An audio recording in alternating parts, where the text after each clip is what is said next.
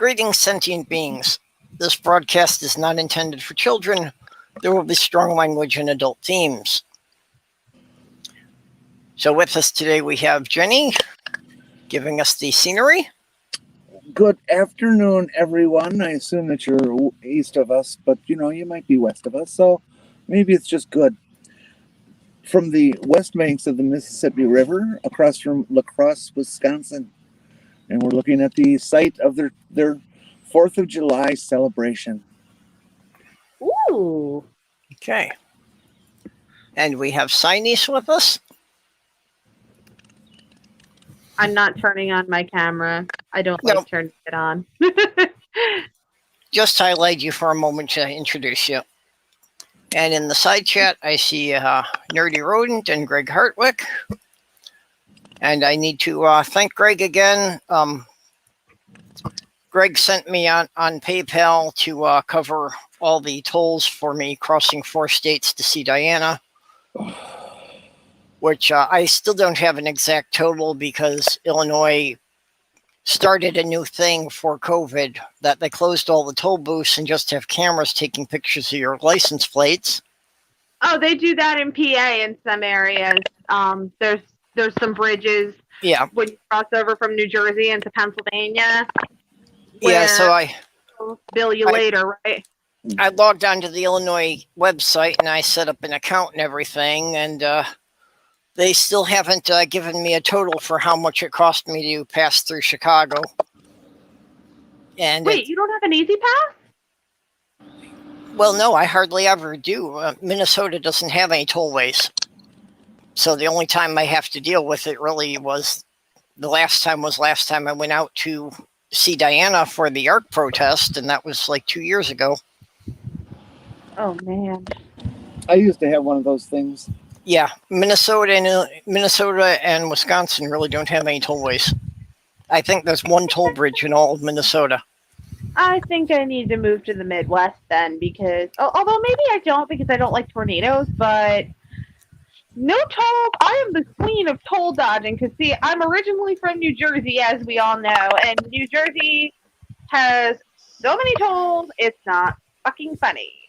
So, well, I'm estimating that crossing the 4 states where I went from Chicago to Pennsylvania, I'm estimating the tolls were about $60 each way. Each way? Yep. Boy, I remember when I think it was close to $20 for each state I crossed. What the fuck? That's insane. Illinois is over $1 per toll. Yep. Well, that's nothing. I know it's like Ohio end to end was like $22.50. I think the George Indiana got split up into 3 parts, so I didn't quite total it up, but I think Indiana came to like $12 or $14. That's insane. Yeah, going over the George Washington Bridge from New Jersey into New York, I know that's like $15. Well, you got to pay for those roads somehow. Yeah. But at least getting into Pennsylvania isn't anywhere near as expensive. Going into New York is anywhere between $10 and $15 at a time, depending on where you enter. Yeah. And getting into PA, now I know of, I think there are like 2 non-toll bridges left in the state. Like, I know of one that my aunt always called the Hail Mary Bridge because it's so narrow, it should not be legal to have it be a 2-way bridge. And then there's one right at the where Trenton hits the Delaware River. Actually, no. Then there's 3 because there's also the Trenton Makes Bridge. Yeah, I think from where I came out of Ohio to get into Pittsburgh, yeah, I think that was like $4 in tolls. So that one wasn't too much. Well, there's our topic then: exorbitant tolls. Jesus.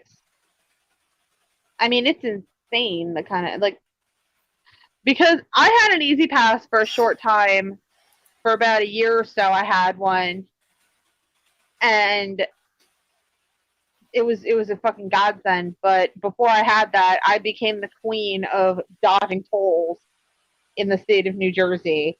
Like, I can figure out a toll-free way to get just about anywhere within the state. But Yeah, I Pennsylvania- ended up having that many years ago,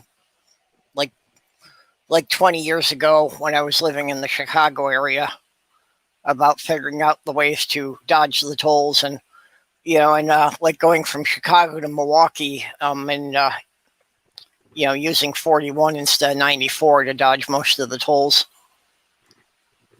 I think. Oh, hey, Kitty. Kitty's here! Yay! Yeah, and we've lost Jenny for a bit, but I'm sure she'll be back. I know when she's in her car, sometimes the signal can be a bit hit and miss. Yeah. Oh, and Kitty's hi, whole thing in Angie. Florida.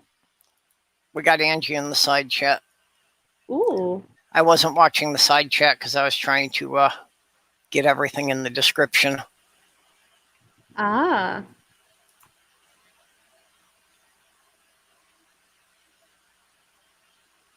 Oh my god, How are you ladies doing? You dyed your hair purple, and I love that did. for you, and I'm jealous because I used to have purple hair, but I can't anymore because working in a Hilton property, it's got to be professional. Well, I've had every color. Yeah. Yeah, same here. I miss. I've thought of dyeing. dyeing my hair, but mine is so fine and brittle to begin with. I don't want to risk damaging it. Well, Clairol Nice and Easy might be okay for you. I would not use box dyes. Like, if you do decide to pull the trigger on that and do it, I will walk you through what to get. You're better off going to Sally's.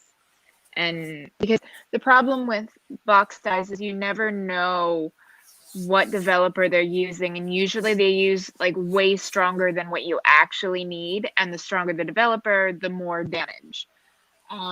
Depending on what color your hair is to start with, and if you want to go lighter or darker, also determines like how strong of a developer you want. See, I always preferred box dye because on the box it gives you a good idea. If your color starts out like this and you use this dye, it'll look like this.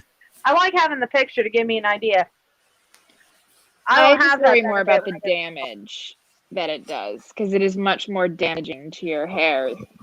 Yeah, and that's what I'd be afraid of. And, then even worse, if it didn't turn out right, or even after it's grown out a few inches, about if I had to remove it from my hair would definitely be too much damage. And yeah, that's true. See, I don't really think about that factor because my hair is like inhumanly resilient. I mean, I've never once gone too far with the dye and had it break or anything. Well, yeah, if I had Sloth Girl's hair. Yeah, Hey, Jenny. So this purple here, it actually, it was designed by a hairdresser YouTuber. His name's Brad Mondo. And it comes with protein and bond builders, and it basically nourishes your hair, because it's not stripping you. It's just a semi-permanent dye that it just deposits color, and then it'll fade out. Is that that coloring conditioner stuff?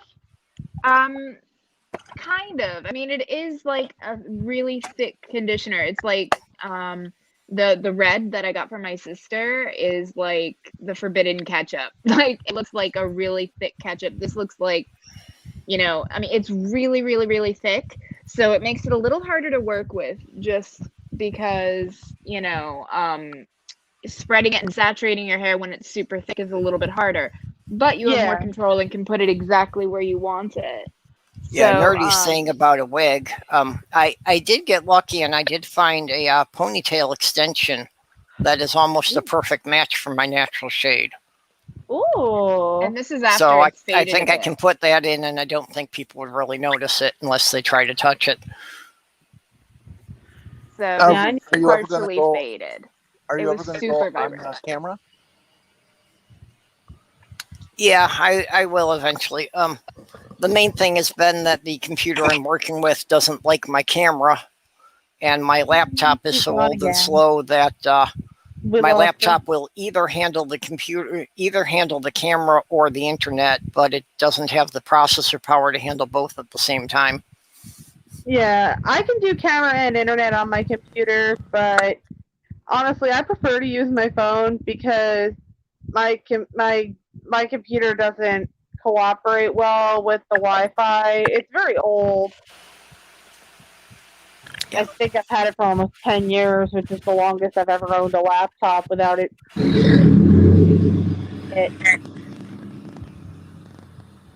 I've been largely relying on Sloth Girl for the hair advice, and we were having a discussion about like if I need to be getting a different kind of shampoo. I've been Let me using the tell you, women's Pantene, but products- she was reading some things that may not be so good. Pantene's not that great. Now, I have to use Head and Shoulders because otherwise I get dandruff so bad that it causes acne on my shoulders. But Yeah, I've got a very dry scalp. you might want to use like the Paul Mitchell tea tree shampoos. I used to work for a salon product diverter, so Okay, Jenny, you were saying? That stuff that's sold in salons starts with an A, Aveda. Avito, yeah. That stuff is absolutely freaking spectacular. It's not cheap, but it really, really is nice. I would recommend that. It made such a change in mine in 2 uses. Okay.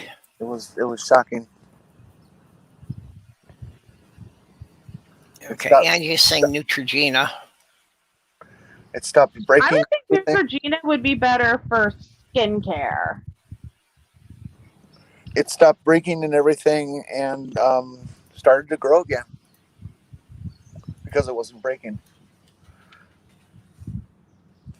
Well, that's what I'm hoping that I could get mine, to grow more. I mean, it'd be nice if I could get to be fuller, but I don't know if that's realistic. But at one time I had a ponytail down to my belt, and now I can't get it to be much past my shoulder blades. Oh, Jesus.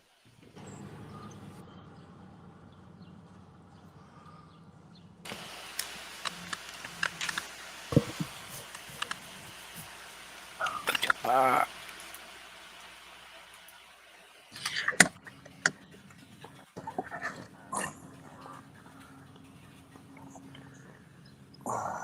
oh, I think I can try the scenic view again. okay. Well, if you can get your video going, I can put it up again. Yeah, Sloth Girl has gorgeous hair, and I have at times threatened that I'm going to sneak in there when she's sleeping and take hers and make a wig.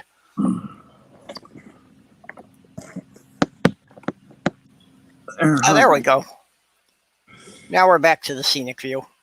Yeah, if the sun comes into the dashboard, the phone overheats. I wasn't paying attention. Ah, okay, that's what happened to you. Yeah, Sloth Girls is not. It's not just long, but it is like really thick and lush. Oh, so now I got a reason to hate her. Yeah. Well, like I said, I've been thinking of taking her hair to make a wig.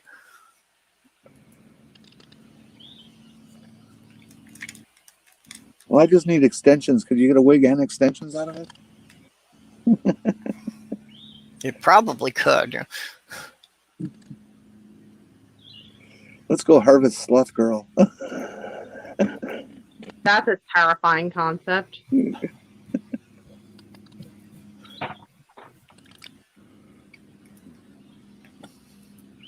Yeah, I don't think I'm going to go down that path here. At least not where there's any evidence of it. Yeah, well, now you already brought up the idea. Live on the interwebs. Anything you say can and will be held against you in a court of law, even if you don't say it to a cop. Well, it's a good thing I have such a minuscule channel that nobody will ever hear it.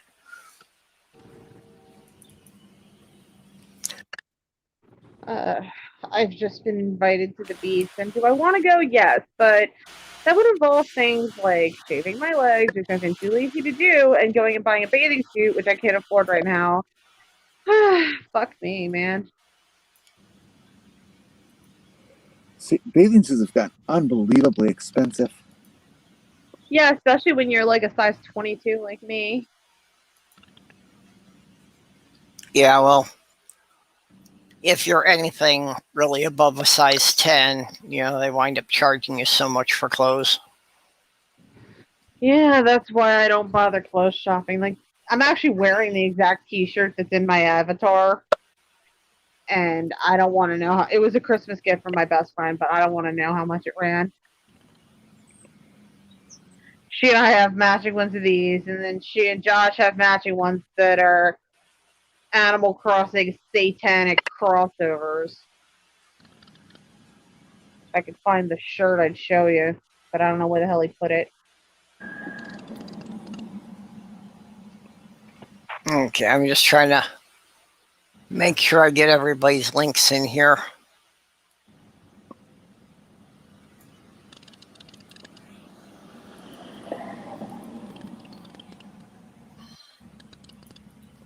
Where's it back? So, Kitty, what's the project you're working on now? The same one that I was working on last night. It's a zippered makeup bag for my sister, but I'm gonna box it out. So right now I'm just doing assembly, and then I'll have to cut it some more and sew it, and there's still quite a bit to do. And then the next project, I'm waiting on the supplies to get here, because I'm making a little jelly roll rug, a quilted rug for my parents, because both their birthdays are this month. Well, technically July. It's not July till tomorrow, but my dad's birthday is the first, and my mom's is the 15th.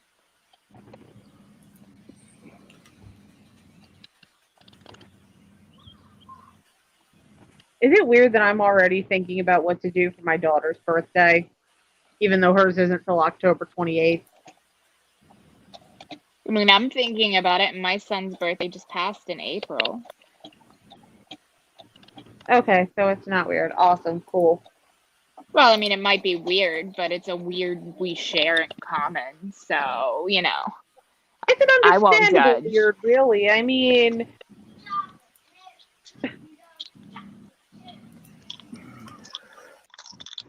I don't think it's weird when it's for your kid. That's what I'm saying. It's an understandable weird. Like, yeah, my kid's birthday is months away, but I'm already about it. Like... Yeah, I'm thinking about actually, doing a party, because he hasn't had, a birthday party in 2 years, really, because, like, April of 2020, he didn't have one, and he didn't have one this year either. I mean, sure, we had immediate family together, but not an actual party. So what I think I might do is get, like, a pony. Like, we're on a half-acre lot, so we have a huge backyard, so I could literally, like, rent a pony for a few hours for him to feed and ride, and I think he might really enjoy that. I wonder if it's possible to rent a duck for Josh's birthday. He'll be 30. I need to do something special. But yeah, for my daughter's gonna be 4.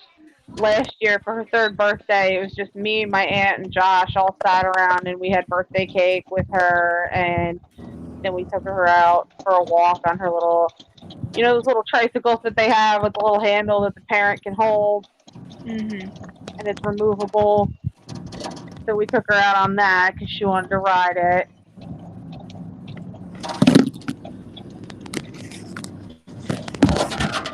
But yeah, for her 4th birthday, I'm not sure what we're gonna do.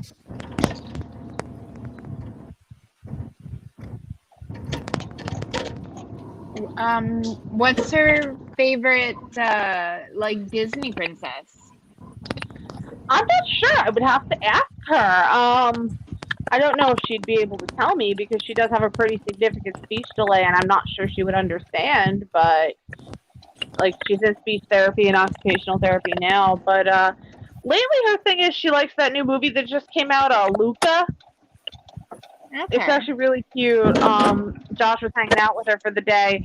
My aunt just had a hysterectomy, and which I mean, she's 73, so it's not like it was she's almost 73, so it's not like it was going to be some heartbreaking event that would ruin her fertility. She's well past menopause, but like Josh came and hung out with my daughter for the day, and they were watching Luca. Apparently, it was so good that he cried. He cried. So I liked Raya. I watched that with my son recently. I haven't seen that one yet. It is good. I haven't seen either of those yet, I so I was enjoyed interested it. in what people's opinions were. I thought it was really good. Luca just came out. Have you seen Luca yet, Kitty? I haven't seen Luca yet, but like I said, I saw Raya, and like I got some serious furry vibes from the dragons in it, but it just made me chuckle. Like, and the film was actually really good. And About all I know about Raya is the Lego sets they put out. Although for the Lego, it is really quite a nice interpretation of an Asian dragon. No, I haven't seen that. I actually haven't seen all of Luca myself because I had to go to work that day. So that wasn't really an option for me to watch it. But what I did see recently, well, that's more of an adult thing. No, I think if Mike or I had to pick a favorite Disney princess, I feel like, I mean, she likes Moana, but we had a Moana theme for her first birthday. Her second birthday, I think we did a costume party, and her second birthday was also kind of a little memorial for Thigh Strike, so it was kind of overshadowed. And she was a ballerina. Her little ballerina costume. She still has her ballerina costume, and it still fits her.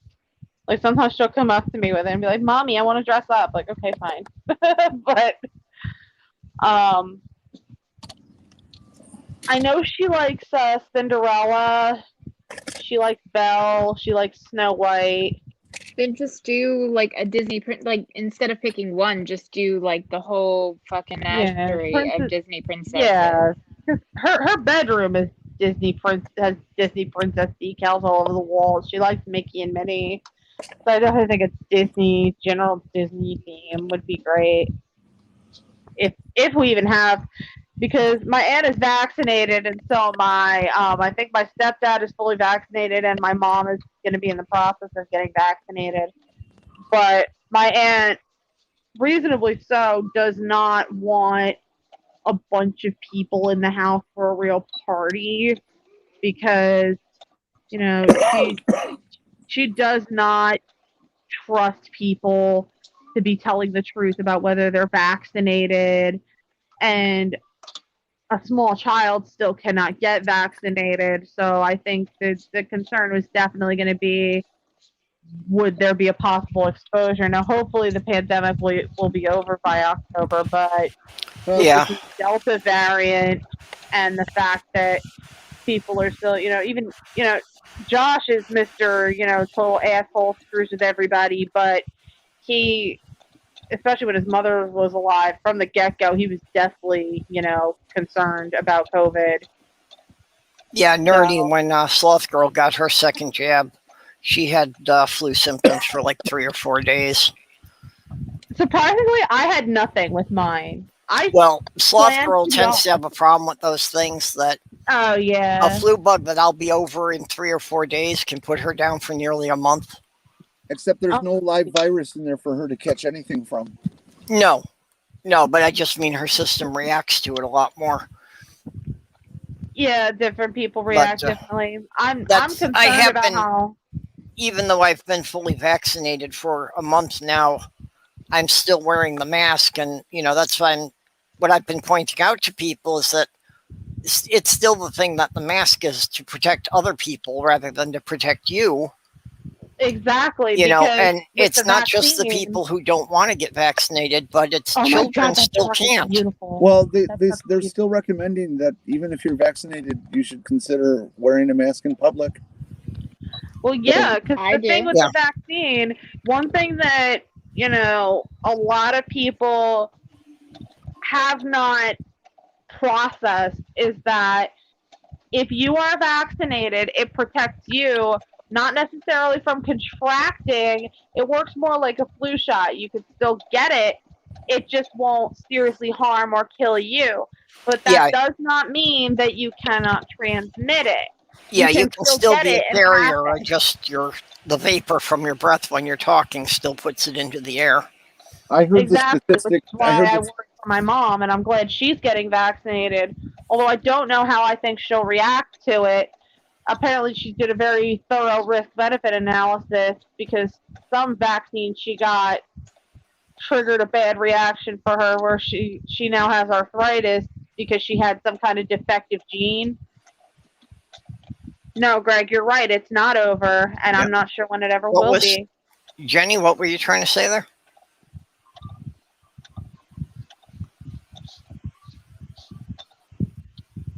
Jenny? Jenny? I don't know if she can't hear us or if she's muted and we can't hear her. Jenny? Oh well, maybe she's distracted with something there. Yeah. Yep. And we've lost Cy for a bit now. They're just dropping like flies here. And then here we are. Okay. And I'm Just back. us ladies holding down the fort. I'm back. No, but I would say, like my mom was saying, she did a really thorough risk-benefit analysis, and she wasn't sure whether she thought getting vaccinated would be advisable for her specifically, but she's going to be getting Moderna, and I'm very concerned about how she's going to, I don't know. She's worried about how she's going to react to it, and it's probably going to put her down for quite a while if she even reacts to it at all. Like, Yeah. I had nothing, but I have this. Up until I developed that pulmonary embolism, I thought I had a relatively superhuman immune system. Apparently, I still don't get sick for very long, if at all. So at least I've got that going for me. Yeah, I've got a good solid immune system. There isn't much that really keeps me down for very long, but yeah, like I had mono and I was only down for a week. My mom still kept me at a gym the full 6 weeks, but like they gave me blood work and it was confirmed it was mono, but I just recovered quickly enough that I could go back to school a week later. I just had to, stay out of gym class so that my spleen could shrink down to what it was supposed to be. I know, for me, like, my body's always under a lot of stress with my condition. So whenever I get sick, it always takes a toll on me because, chronic pain, it wears you out. Like it really does put a huge strain on multiple areas of your body. And yeah, so whenever anything new gets added to the mix, it's not fun. I can, that's basically what my mom goes through. She's got ankylosing spondylitis, she's Crohn's disease, osteoporosis. I mean, the woman's body is basically consuming itself. Mm-hmm. And that's why she was thinking very long and hard before she decided to get vaccinated. And now she's even more afraid because I don't know if I told you this, Kitty. I think I might have told Purple, but and I don't know if Jenny knew. My doctors were trying to find out why I would have developed a pulmonary embolism at all, let alone a massive one at 27 years old. It turns out that I have a very rare gene mutation that puts me at very high risk of a blood clot or stroke, even if I'm doing anything right. And I was telling my mom about it because it is hereditary, and she said, you know what? Now that I think about it, it turns out all of my grandfather's mother's relatives died from stroke. And she had preeclampsia with me, and this mutation puts pregnant women at greater risk for it. I almost developed it myself with my daughter. And based on that information, the hematologist said I probably got it from her. So now she's worried about that. Yeah. So did they put you on blood thinners? Yes, I am on warfarin right now. My INR has yet to stabilize. Last it was taken, it was 4.8 when it should be between 2 and 3. The highest it's ever gotten was 7.2. How much are But you taking a day? they've been playing around with my dose too much. When I got out of the hospital, I was on 6 milligrams. And then they lowered the dose to 5. And I'm on 5 right now, but I've done anything from taking 5 a day. Then I had one time where I didn't take anything for 3 days, and then I had to do 5 because of the really 7.2 INR. And then that got too low, so they had me take 2 5 milligrams for 2 days, and then 6 milligrams. So I actually have a bottle of 5 milligram and a bottle of 6 milligram, because the last time before I got tested again, for my most recent test, I was doing 5 6 5 6 5 6, and now it's 4.8 last time they checked it. One of the things that I've discovered, I've been on warfarin for a number of years now. One of the things that we discovered with me was that if I varied my diet in terms of volume, like go a couple days with only eating one meal or something like that, that the warfarin would spike. And so it's important to keep the same dietary pattern with Really? your consumption. Yeah, and not run that all over the place. I should really, I should pay attention to that, actually. I think I might start like a food diary or something, or even just make sure I eat the same amount of times every day.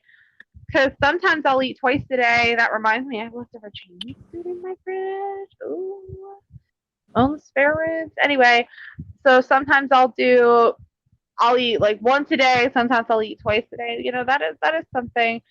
But my hematologist wanted to switch me to Eliquis. The problem was that my INR has failed to stabilize. I can't start Eliquis until it's consistently between 2 and 3. Yeah, that's one of those that makes your crotch rot, isn't it?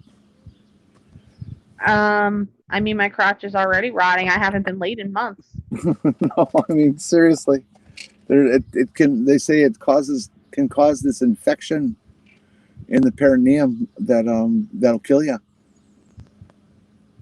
Eliquis? I'm pretty sure. Yeah, because Ah, I watch all those commercials on TV.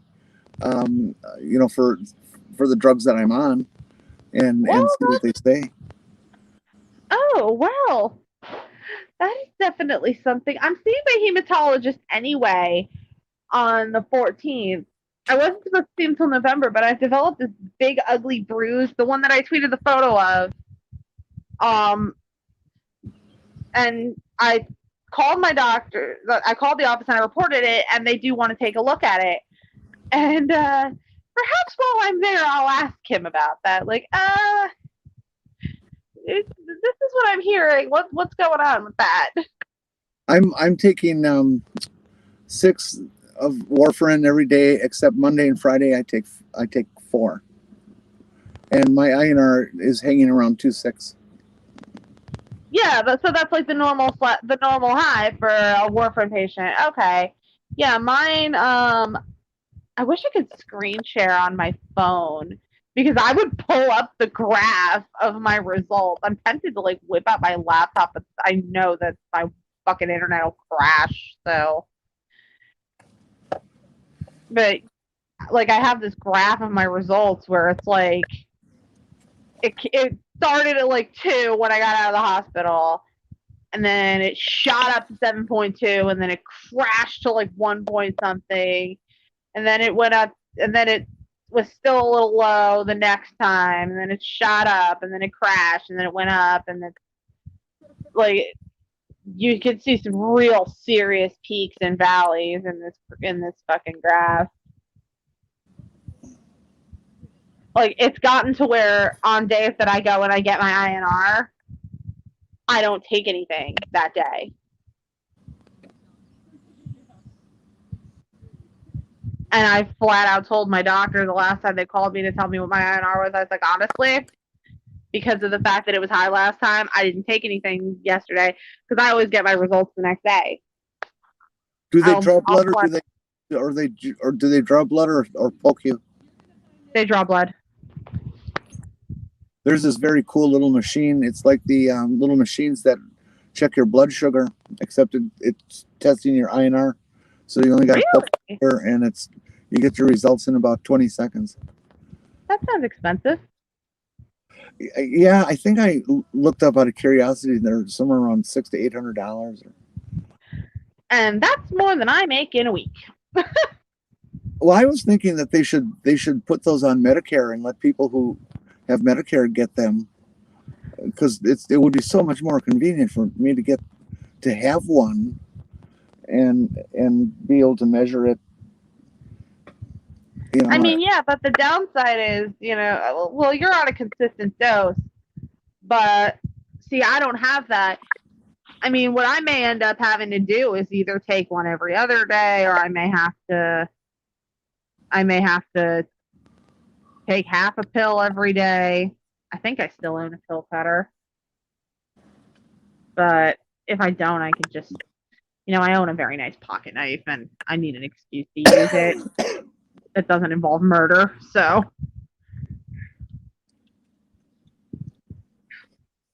But yeah, I mean, it's not easy, and me being as young as I am, but I was actually told that because of the size of the embolism itself, because it was slightly bigger than a golf ball when they found it, there's a chance I'm going to be on there's going to be a chance I'm going to be on something for the rest of my life, and I cannot have more children. Oh, if you have a stroke risk, you should absolutely be on the thinner for ever. Yeah, it's a really, really rare mutation. I think I forget the statistics for other races, but for a Caucasian, I believe only 2% of people have it. I forget the prevalence in other, because I researched it. It showed different percentage for different races, but I know, and I'm a technically Caucasian, but they say, yeah, I'm 2%.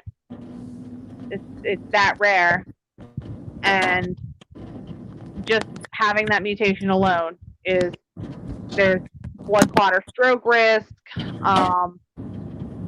The reason I can't have more children is, I run the risk of, like, I had a very honest discussion with my hematologist about it, and the gist of what he said was basically, just because you technically can doesn't mean it's medically advisable. Even if I came off the warfarin once, in November, I'm going for CAT scans and ultrasounds to find out if the embolism's gone.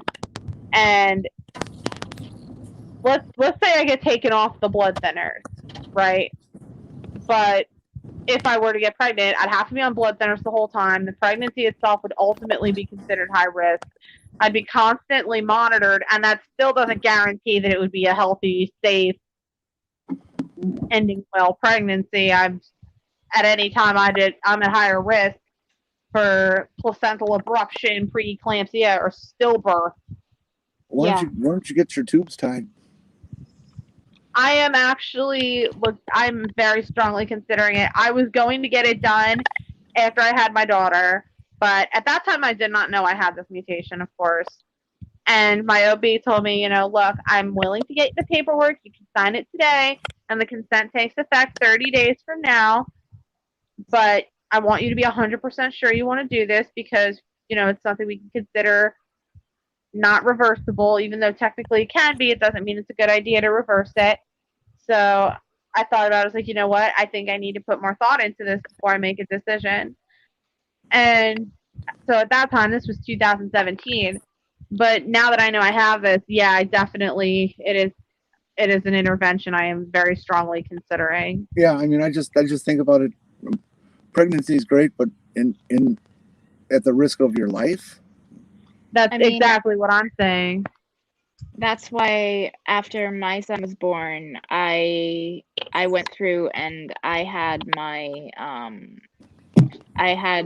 sterilization surgery done. And fun fact, the one that they did on me, a few months after it was done on me, it got a black box warning. And then It's not Escher, long isn't it? after that, yeah, and then not long after that, they took it off the market because the company lied to the FDA about the safety and efficacy of it. Yeah, So I have Escher. metal tubes inside me that are fucking jabbing at my fallopian tubes all the time. I considered Escher, but what stopped me? First of all, I'm glad I didn't do it because it got taken off the market. But it wouldn't have been an option for me because I'm allergic to nickel, and there is nickel in the Escher tubes. You know, kids, boys, this is one of the things about generational stuff. They keep bringing back the same shit. All those IUDs were pretty much damn near banned from use back in the 70s because of all the women they killed. You know, an IUD. I refuse to get an awful. IUD. I'm not having a thing stuck inside of me. Absolutely not. So basically, combination of the Escher plus my endometrial ablation has failed. I have late onset endometrial ablation failure. So basically now I need a hysterectomy at 34. That's about what the age my mom got it. My mom went But through it's early one of those menopause at things. 34. My son could have died. Like, he was a planned C-section, a full-term child, but he still spent almost the first month of his life in the NICU because my body was a hostile environment for him, being in pain all the time. Like, it changes your physiology, and it was a high-risk pregnancy, and you know, he could have died, and having another child meant a lot to me, but I would rather have no more kids than end up with a dead kid. Yeah, my mom had hers because she had PMS, and that was her only option for fixing it back in those days. It was just take the uterus out and toss it. My daughter is almost definitely on the spectrum, and even before I had the embolism, Josh and I had decided, because, you know, this is a conversation you, of course, have to have with a long-term partner, and he and I have been together almost 5 years, so we had decided that because of her possibly being on the spectrum, needing a bunch of therapies and whatnot, we did not think it would be fair to her to have to divide our attention with another child, and it wouldn't be fair to another child to possibly get the shaft for a sibling with higher needs. So if we had had another kid, both children would have been done a disservice in one way or another. So we had already decided we were done. But now I look at this as, you know, because somebody asked me if I was okay with it. And, you know, I said, yeah, I am okay with it because now I have another thing to point to, because, you know, people ask me if I'm ever having another one, and I, you know, no. Now I actually have something to point to, and some, but she'd love a sibling. It's like, okay, but said sibling might die, or mommy might die. Now I have the not medically advisable card to pull, so people will hopefully fuck off and leave me alone about that question. Not that it's something they should be asking people, but, you know, people still do, because they think other people's reproduction is their business. Yeah. It always pisses me off when people say, oh, when are you having another one? I'll look them dead in the eye and say, I can't have any more. And that usually makes them feel like shit and shut up. Good. Yeah. Yeah, but even without that, it's like that should be between you and your partner. Nobody else should have any say about it. Between you, your partner, and your doctor. That's it. That's it. For medical related stuff, obviously the doctor. That's the only other person that should have that say. And even then, sometimes doctors are all, well, what if you change your mind? I'm so glad I had an OB when I was pregnant. When I said, you know, I think I may want to get my tubes tied after I have this kid.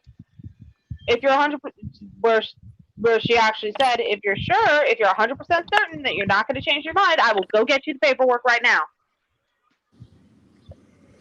Yeah, my So- OB was the same way. He but was some great. aren't.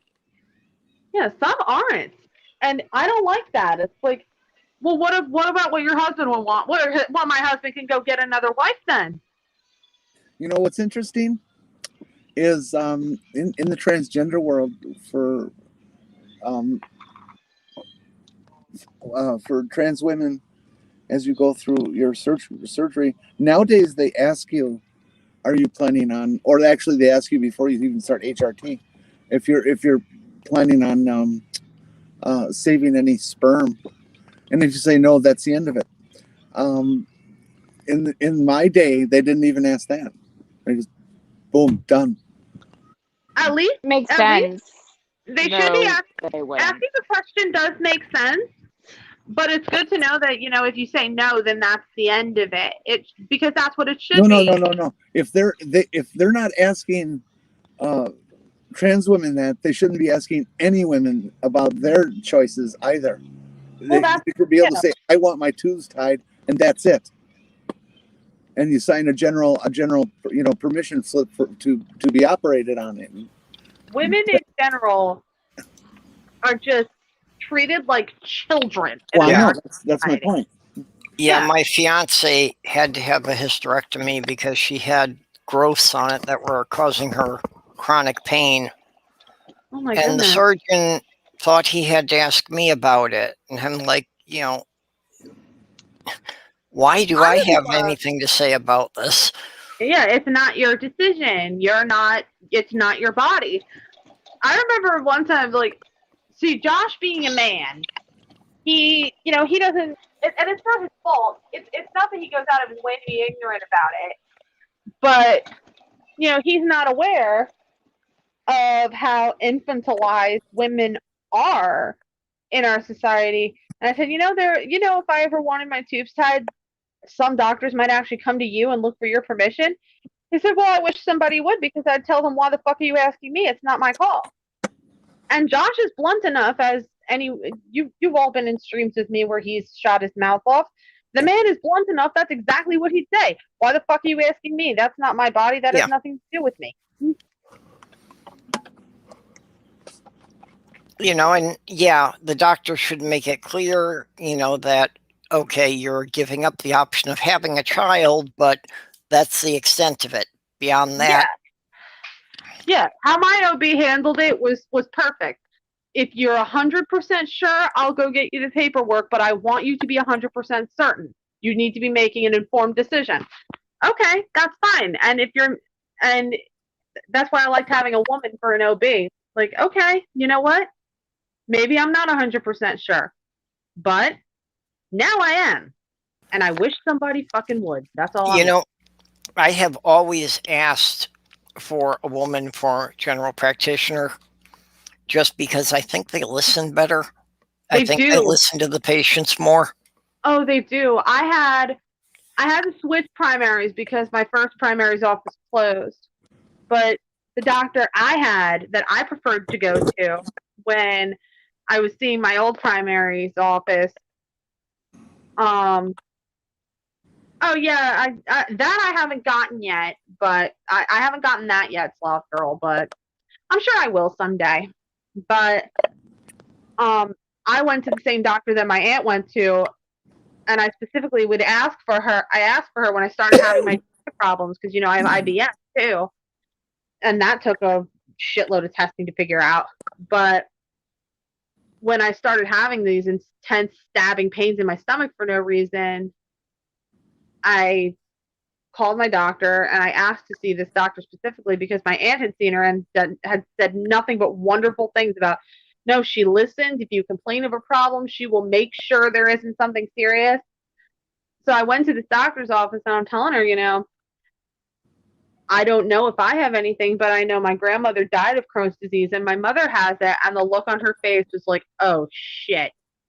And she referred me to a gastroenterologist and sent me for blood work, and just, she didn't brush it off as female hysteria, which is ridiculous. I don't understand why that concept is still a medical term. Female hysteria means that doctors doesn't know what they're doing. Yeah, exactly. Yeah, it's a diagnosis of the doctor, not of you. That's a great way to think. That's a great way to put it. I'm going to steal that. I like that.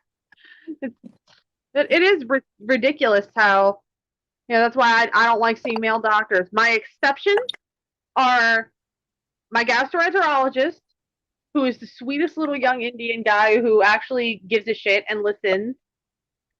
And my hematologist is also a nice little guy. He looks like Mario, which immediately endeared me to him. I really liked him immediately. Like, oh my God, he looks like Mario. But he actually, he pays attention, he listens. The fact that I said, I have this bruise and I don't know where it came from. And I'm the first to admit it could be nothing. It could have just been me running into something and not remembering. It could be an insect bite. It could really be no big deal. But it's something that I have to report, random bruising, especially with me being on warfarin. And he didn't just brush it off as, oh, you're probably fine. It's, okay, you know what? No, I want to see it and I want to look into it further because it could be nothing, but it could be something, which is how it should be taken for any woman. I've heard too many horror stories of women complaining of stuff like migraines, and then it turns out they have a brain tumor. Or I've heard of too many people who complained of abdominal pain, and it turned out they had some serious shit like endometriosis. Why was that so hard for me to say?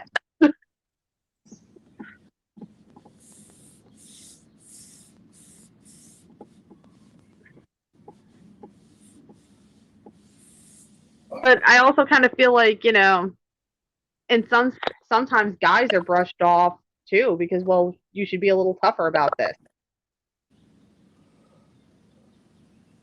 Like, oh, the toxic masculinity too is a problem.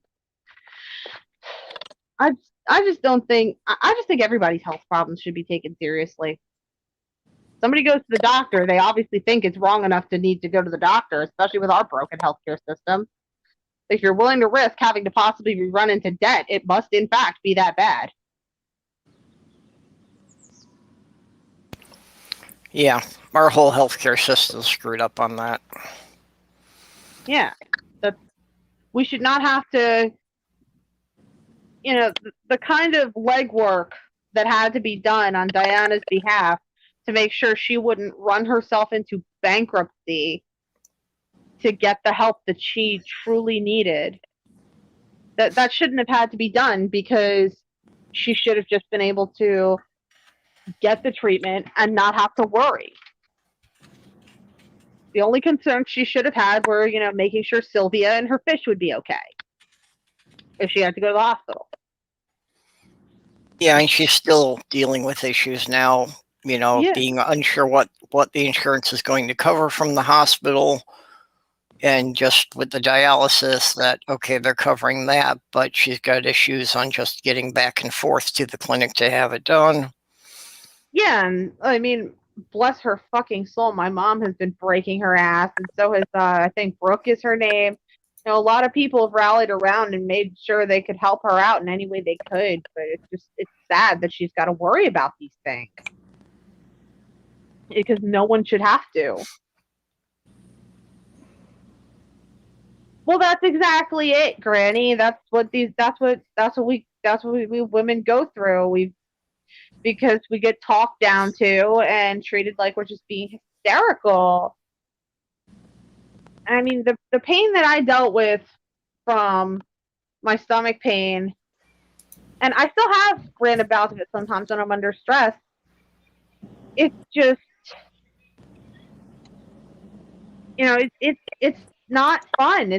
It gets unbearable at times. I had a really bad bacterial infection in my colon one time, and that pain was just awful. I liked how they touched on that in WandaVision, like, being talked down to, where, Wanda is, in the show, like, she's pregnant, and the fucking doctor comes to the home, and he's like, we like to compare them to the size of the child to fruit. It makes it easier for the little ladies. It's like, really? Like, like they even gave, the doctor a look like, are you stupid? Like, which I thought was great, but like, literally that for the longest time was the way that it was. Like, To an extent, women it still is. were talking, I mean, yeah, but it's getting better. There are a lot more female doctors, so, it's not as bad as it used to be. But, yeah. I mean, there's also, John Oliver did an excellent piece talking about how there's a racial disparity too, where Yeah. there's a shockingly high number of doctors that think that Black people have higher pain tolerances, that they don't feel pain as badly. And so if you're a Oh Black God. woman, That if is you're a Black woman in disgusting. pain, When I was a they're kid, less likely to get medication. when I was a kid, I had a dentist who said children don't feel pain. The hell they don't. Yeah, no The shit. hell they don't. My daughter has had stomach problems since birth, and it took months for us to figure out she was lactose intolerant. The first formula she was on, because I turned out to be anatomically incompatible with breastfeeding. I'm sure nobody believes me, but it's the truth. But I couldn't breastfeed her, and the first formula she was on was Similac, and I mean, this poor baby, who was generally the happiest little child on the face of the earth, would bang these teeny tiny fists about like these teeny tiny fists banging on my shoulder, crying in pain because she was so gassy. And then when I switched her to Enfamil Gentilies, I mean, she was still throwing up randomly because it was lactose, which is figured out down the line before her first birthday. The pain stopped, and she was just this happy little baby who didn't cry unless something was wrong. Mm-hmm. Children absolutely feel pain, even as babies, they absolutely feel pain. I don't know where your coins are, honey. So my mom just sent me a text message. Cosby's conviction was overturned. What? Excuse me? Like, I'm not at my computer, and like if I try to look it up on my phone over here, like it might kick me out, but like, Hold the fuck up. Hold the fuck up. You know what? I'll be right back. Hang on. a white gumbo. Actually, you know what? I might be able to check on here.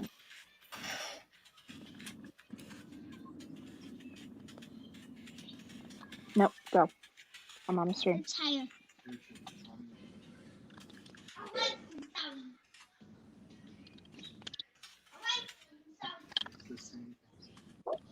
Okay. I will. They vacated the conviction.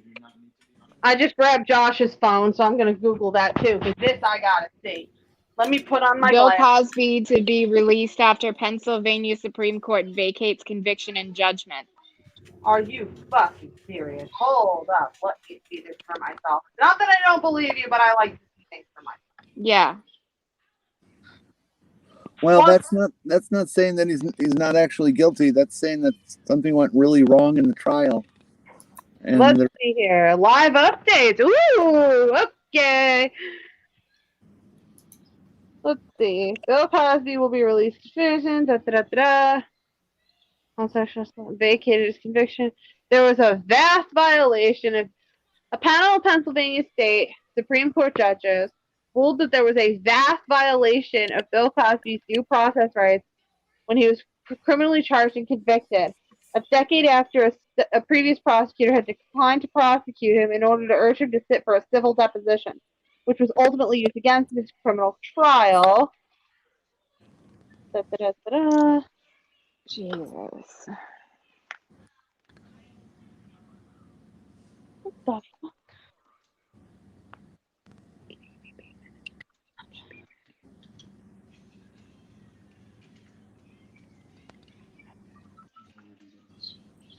In light of these circumstances. So it sounds like they're questioning if the testimony given in the disposition could really be used in court.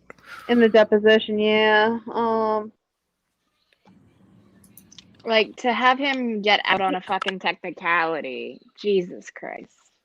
The judges weighed different remedies, including having another trial for Cosby, but felt there was only one remedy that could serve as a proper remedy. quote, he must be discharged, and any future prosecution on these particular charges must be barred. We do not dispute that this remedy is both severe and rare, but it is warranted here, indeed compelled, unquote. They invoke double jeopardy? Holy shit. He's going to be released this afternoon. And if they're invoking double jeopardy, they won't be able to bring the charges back against him. So he's free. Yep.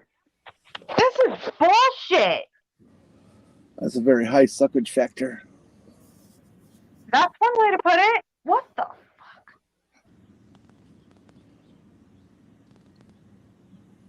What in the blue fuck?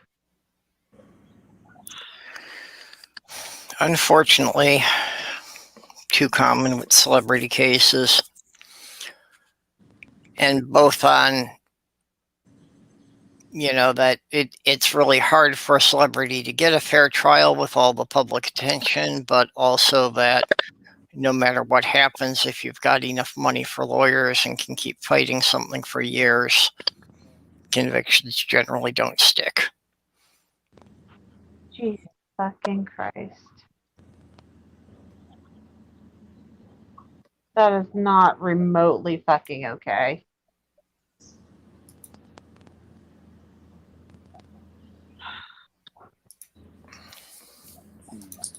Yeah. Yeah, the justice system is not even for everyone. You definitely get preferential treatment if you have the money for more lawyers. Yeah. If you don't have any money and all you get is a public defender, yeah, you're just going to get whatever kind of plea bargain is going to get you through the system faster.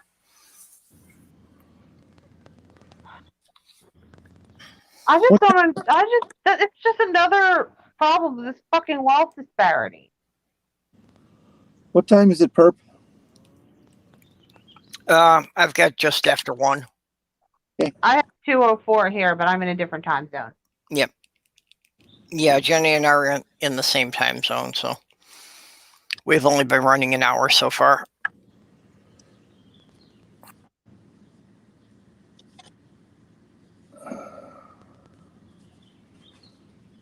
Boy, I don't know what it is today. It's, we've had hotter days this year, but today just feels so extra miserable for some reason.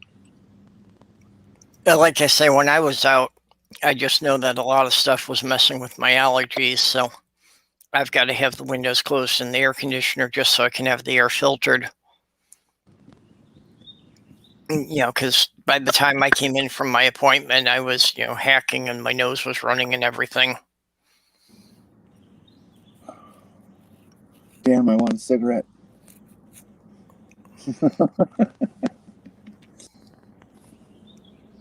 Well, wouldn't you rather I just be proud of you? No, I want a cigarette.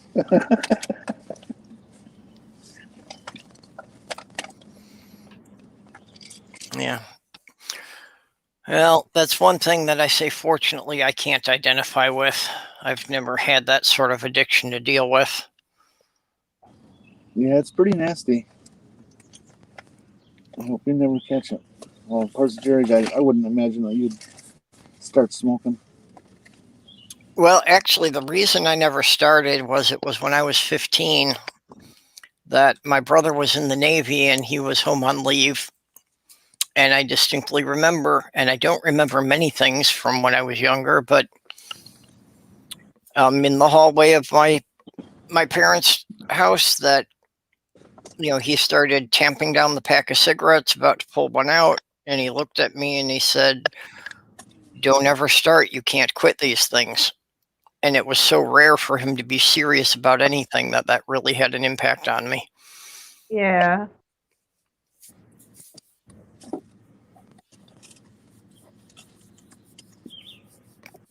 He's also about the only one in the family that I really care about his opinion of me.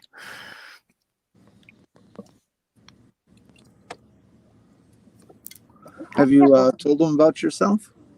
No, unfortunately, I was going to take a trip to Michigan to do that, and we ran into complications with other family things coming up. So it's something that, yeah, I have to do before the physical changes become apparent. But at this point, it looks like I probably have to give the family some time to get over other things. And I'm thinking probably like the first week of August, I'll have to take a trip there. Yeah.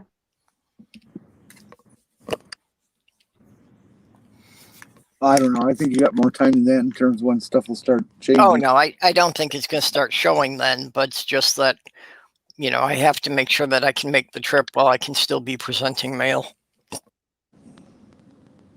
Well, that's what I mean. That, you know, it's going to take 6 to 8 months before you show anything, and it's still so easily covered that you can present it. You know.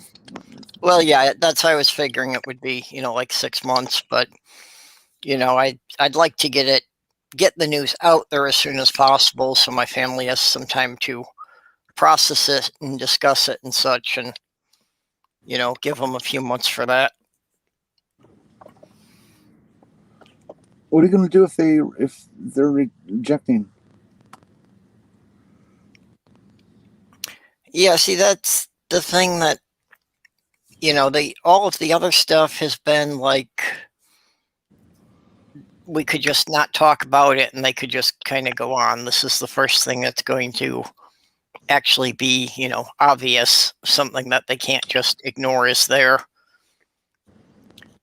For the most part, you know, I've gone periods of a couple of years at a time that I didn't have much contact with them, so it's more their problem than mine. It's pretty much, you know, that they've got to accept this or else they've just got to stop inviting me to family gatherings. That's pretty much the only two choices.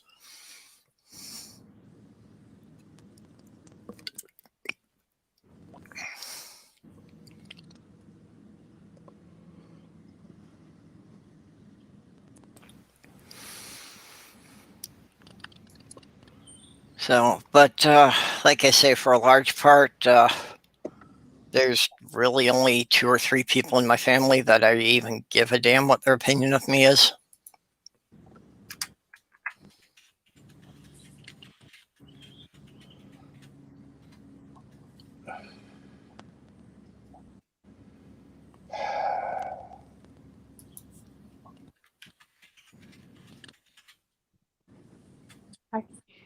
I'm still reading over articles about this fucking Bill Cosby shit. I don't think I've ever been more nauseated about something in my life. I mean, aside from the fact that my ex-husband is still alive.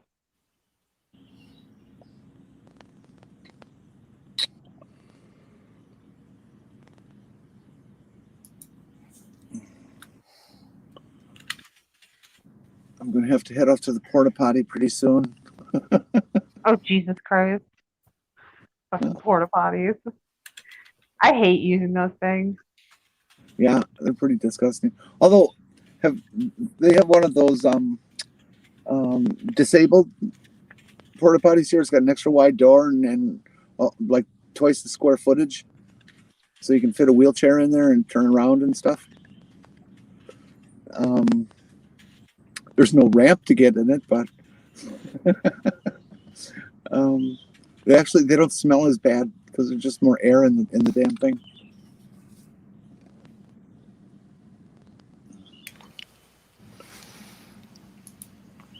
I really wish. I honestly, I just wish porta potties fucking flushed. That's all I wish. Most disgusting thing ever, because it's like I go in there and I'm like, oh, it's like I always go in there and I feel like I'm gonna fucking puke. You know what I really hate even more than porta potties is these. I don't even know what the official name of them is. It's like they took a 53-foot trailer and turned it into a bathroom. You know, put toilets in it and its own water supply. So, The fuck? but everything is really tight. You know, the stall is like 6 inches smaller than the stall that you're used to, and they smell horrible. And it's just, Ew. they're, they're pretty disgusting. I don't like them.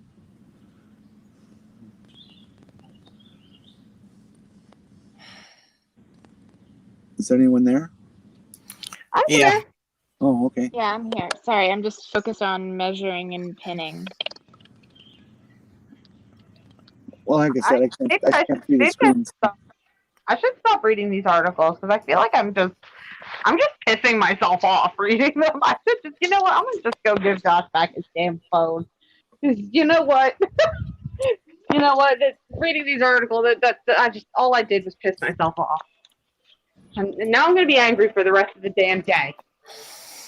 Here you go. Yeah, I'm just kind of slow here because Also, unfortunately at this point I've had very little sleep and I'm having to double up on the allergy medicines. I'm actually about to hop off because I'm gonna heat me up this Chinese food. The boneless ribs from this place I order from Number One House. It's like a few blocks away from my house, and it is, oh my god, some of the best boneless ribs ever. I got Josh hooked on boneless ribs. We ordered from this place when my power got shut off because it turned out Josh's mom had racked up an almost I think it was like almost $3,000 an electric bill before she died. Power got shut off, and we stayed at the shithole because I still worked there at the time, but I was on leave after the embolism. So we stayed there for a night so we would have some air conditioning. And I ordered from this place called Good Taste. And I got some boneless ribs. And I think I got Josh some chicken on a stick and some rice. And I got myself some pork dumplings because I'm obsessed with pork dumplings. Could we not talk about food? Please. Okay. Some of us are on these fasting intervals, and today's a tough day. Yeah. Oh, that is so rough. So are you having an appointment you're going into after the stream? Yeah. So I don't think it's wise to eat before I try to take on all this exercise crap. Yeah. I've been trying to. We've got a treadmill upstairs in the building, so I've been trying to get into a routine of doing that every night. But I've gone down 25 pounds now. Nice. Yay. Yeah, I'm disappointed. I had lost a couple of pounds in that. The doctor today was saying I was up again. I don't know how I put anything back on, but I need to lose about 150 pounds.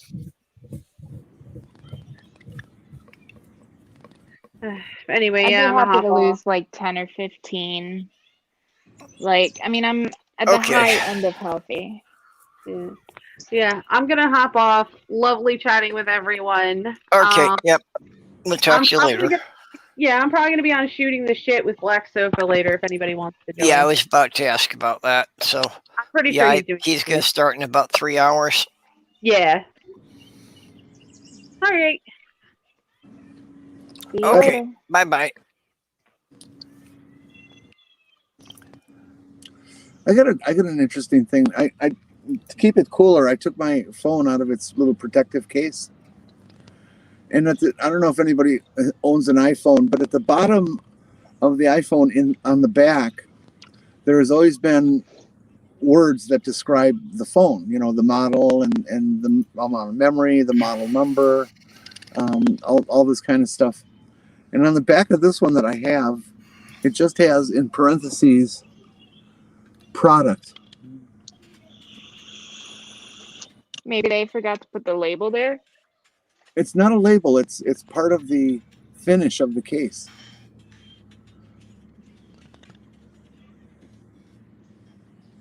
It's just very weird. That is weird.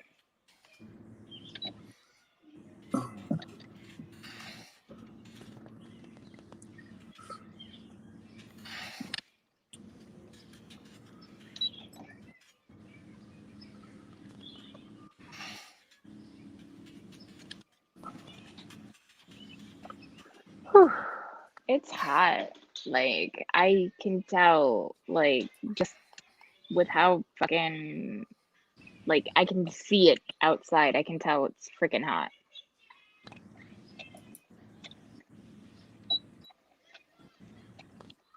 Yeah, I feel miserable. I'm sorry, honey. I wish it was 2 o'clock so I could log off and go to the hospital. Yeah. Yeah, I'm gonna keep this short today just because I'm dragging so much here. Well, I Oh. figured I'd at least pop by and say hi, and I'll hang out as long as you're streaming. And at least I'm giving a show. We've got scenic beauty and sewing. Interesting stream, Purple. I wonder if I could do any kind of scenery shots at night. You know, like Possibly. that one cliff that I can go to and overlook the whole city of La Crosse. I wonder if the phone would be able to pick up enough at night that it'd be worth looking at. I don't know. I mean, like, So- iPhones have gotten better about their cameras, but they still struggle in low light conditions. Yeah, that's why I was wondering about picking up anything at a distance at night. Yeah, Like, I've had iPhones since the original. they're not willing to trade off low noise for low sensitivity or high sensitivity. Excuse me, high sensitivity to low light.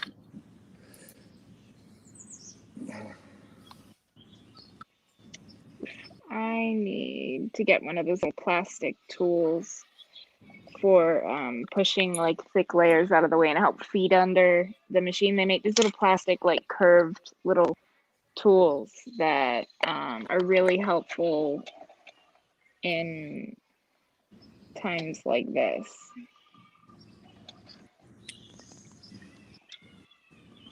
Because like this spot right here is the trickiest part of this whole bag.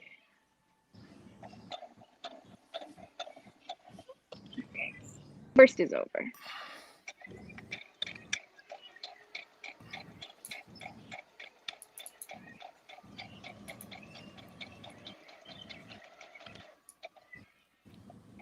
I'll get back at.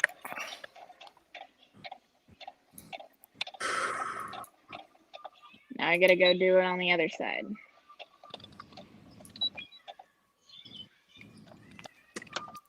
I was trying to load up some of the memes here, but I can't find one I was looking for. Oh, that's the worst. When it's like you have a meme in your head, like you know, and then you can't freaking find it. Ox came to my rescue the other day with a similar circumstance because there was a meme I had seen like years prior, and I couldn't find it, but Ox found it for me. Yeah. Well, unfortunately, it's just one of the things I've always hated about Windows is can never find what directory it puts something into when it downloaded. I mean, there should be a default directory unless you changed it, and then you should know. Can't you do a global search with partial name and a wildcard? Yeah, I'd like to know why my computer won't do that. But on my computer, if you try and use that, it won't actually let me type anything into the search bar. It's like when it's in that program, it stops recognizing the keyboard. That's really weird. Yay, Windows. And PC Yeah. fine computers. But got a couple of them that soft roll sent. The pedants revolt. I expected there to be less of you. Fewer. That's funny.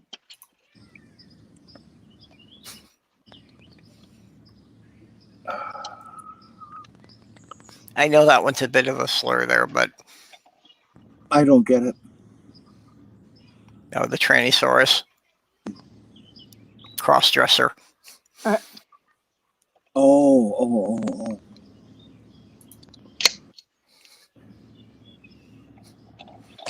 And removing Excalibur from the stone. WD-40. Now, see, this is one of the things about the Excalibur legend I always wondered about was if it was going to make you king of all England, why did nobody ever try to sneak out there at 3 o'clock in the morning with a chisel? Just break the rock away. Well, stone chisels weren't exactly a popular tool in those days. It's not like you could go to Ace Hardware and buy one. I gotta go and hunt up Porta potty. So Okay. The wizard places a chalice on the table filled with a strange smoking liquid. He cautions you that this potion is incredibly dangerous. I knock it over. Playing a cat. Yep, I had another cat D&D one that I can't find now. I like the D&D one where it's just like, yeah, that mountain you were gonna cross, it's now a giant fucking earth elemental, basically a walking volcano that's pissed off, heading right towards you. It's like, dude, what did you do to piss the DM off?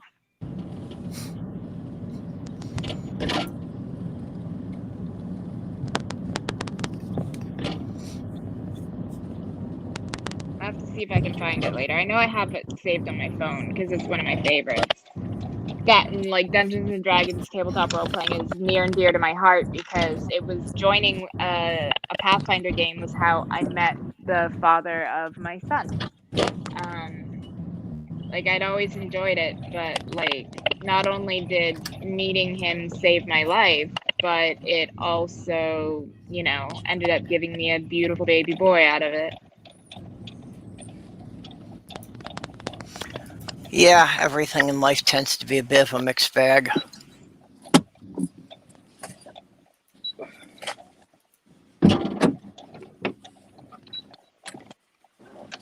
Whew. Okay, we're nearing the home stretch on this bag. Now, I need to box out the corners, which basically means cutting all 8 corners, 4 on the bag, outer part, and 4 on the lining, and then folding them and sewing them a certain way. So, time to measure and mark in chalk and cut. I want to get like a small square ruler because like I have several rulers. I've got my quilting ruler. I've got just a regular, plastic ruler. I like this one because it's got lots of grids in it. And then I have my, basically it's I don't want to say it's a French curve because it's not, but it is like similar to a French curve. It's basically a styling design ruler for if you're drafting your own patterns. So like you've got your hip curve here or a shoulder curve, like armhole curve.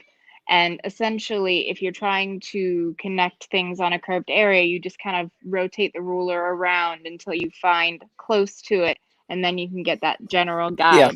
And this so is it does for work similar pattern. to a French curve. Yeah, I mean, it's just a French curve is slightly different, but you can use this in place of a French curve. So, Yep. And then Well, it I'd also say has little grids here with. I learned drafting long before they had computers, so I actually had to learn to use a French curve and a slide ruler. So if you can see here, it goes, you've got your little grid here with an eighth, a quarter, 3/8, a half, 5/8, Yep. 3/4, 7/8, and then an inch. So this is super helpful. In fact, I'm trying to decide how big I want to box these corners out. Maybe if I come in like an inch and a half.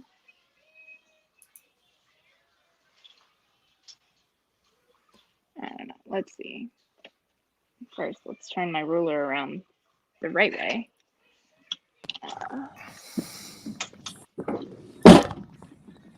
So basically what I need to do is take my ruler and decide how much I want to come in here, line it up with my seam that I sewed, and then essentially make the marks and cut out the corners, and all four will be even. And then once they're cut out, I'll pull them apart and flatten them and then stitch across. And that'll give a boxed out look. Yep. And the Yeah, I've got instructor some bags to like that. I've seen it. Of course, my fucking seam allowance decided it wanted to fold over. Oh well, it'll be fine. So Jenny's on the move. Okay. Guess we'll have to wait until she's parked somewhere to see. Yeah. Her phone fell, so we can't see the scenery now. Alright, let's see. If we come in 2 inches, or maybe, well, an inch and a half seems a little too little. Yeah, we'll go with 2 inches. Okay, Sloth Girl is saying you should sew the corners before cutting them. She thinks it's easier that way. I mean, yeah, but I'll be sewing the corners not as corners. I'll be smooshing them down as opposed to sewing around them. Like, I Well, no, find it easier I'm to sure she smoosh knows them. what, she does a Yeah. lot of sewing too, so. You like the new view? Okay. Oh, yeah, nice. Oh, that is pretty. This is just some of the $16. backwater. Mm-hmm.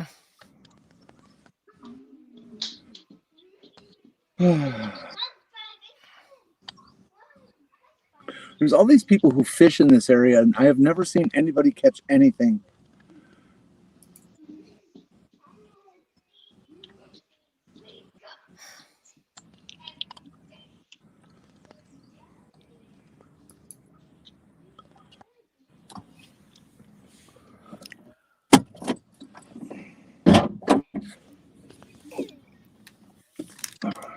Well, it's being pretty quiet, so maybe we'll just keep this one short and shut it down here.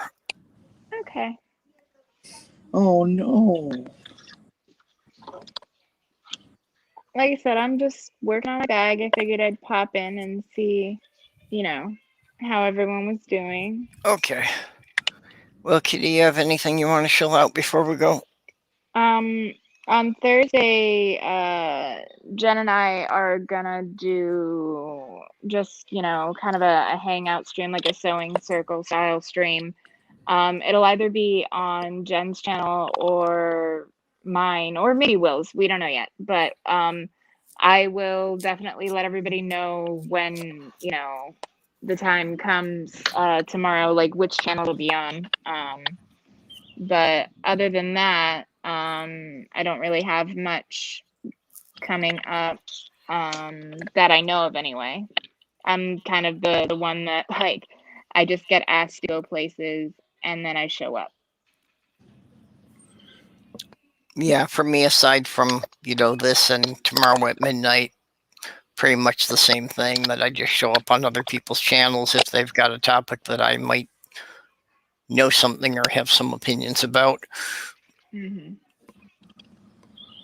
And I think it's fun that way, Yep. like going around and interacting with lots of different people and lots of different topics. Like, I don't know. I find Well, it and Jenny's enjoyable. the professional about that. Jenny's just the professional panel guest. Yeah. That's because I got nothing else to do in life. So, well. The wonder of retirement. Well, are you booked on any shows between now and the weekend? Just yours and Strike Force. Yep. Movie night, Friday at 10. Yep. We hope you'll be there. Kitty, you could be on the panel of that. You're smart. I do like movies. Well, we're tearing apart YouTube movies. Mostly debunking conspiracies and woo peddlers and that kind of stuff. Oh, I mean, that could be fun. Yeah, it is. Get a good group in there and just. Well, I will definitely share pictures of this on Twitter when I'm done with it. And my stuff should be delivered soon. I'm trying to finish this up quickly so that as soon as what I ordered on Amazon gets here later today, I can just get right to work on the gift for my parents. But I will definitely post lots of pictures and updates and stuff like that as I go with this project and the Okay. next one. Yes, movie night has been suffering a shortage of clams the last few weeks. Yes, it is. And with that, we will wrap it up here. So thank you, everybody, for coming. It's always nice to come. And thank you, everybody in the side chat who was putting in their comments. And thank you so much to all the people who have, especially been sending me money for Diana's trip. But you can stop. All my expenses have been covered.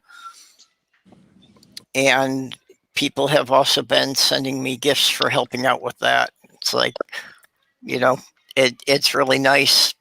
I'm feeling kind of overwhelmed by all the generosity from that. Shut up and say thank you.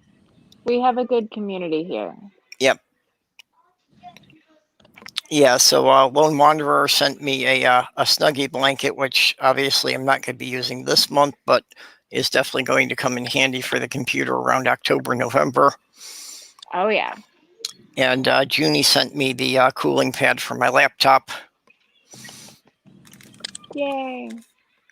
So, and Godless Granny and Greg Hartwick and Vonrick and Cy Sister all sent cash to my PayPal to cover the expenses for the trip.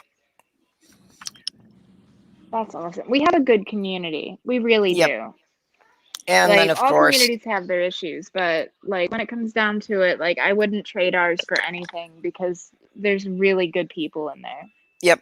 And then, of course, I have to thank all of my Patreon subscribers who are, helping with my channel and make it so I can pay for the StreamYards and keep things going here. So it's Greg Hartwick and Vonrick and Junie. Gee, a lot of the same people. And Ox and Robert, Mikey Famine, and Diana donates to my channel even though she has so little money herself. And it always means the most. When somebody who has a lot of money donates, okay, yeah, they might be able to donate more money, dollar value, but as a portion of what they have, it's nothing. It's the person that contributes, $10, when they're paycheck to paycheck, that their contribution to me matters more because it's taking more from them. Does Yeah. that make sense? I'm rambling a little bit. Well, I think it makes sense. Yeah. I mean, it's even more than just a percentage thing because for someone who's only, making less than $20,000 a year, even 2% of their income is a lot more than what 10% is for somebody who's making a couple of million. If you know somebody who is on disability or somebody who is on Social Security as their only means of retirement, you can be pretty much guaranteed that person is bringing in way less than $1,500 a month, and in terms of disability, many times less than $700 a month. You can be pretty sure they're living below the poverty level. People think that all these entitlements, all these people are getting rich for doing nothing. No, you can barely survive. It's nothing like they think. It's just nothing like people think. Well, Social Security is generally based roughly on being half your income while you were working. Well, no, it's not. But whatever. Yeah. Okay. Okay. Well, anyway. They take your 35 highest paid years and they average it out. Yeah. And then plug it into whatever formula they have from there. Okay. Well, anyway, thank you everybody for coming. We will see you all, tomorrow night at midnight or next week. So bye-bye for now. Bye bye.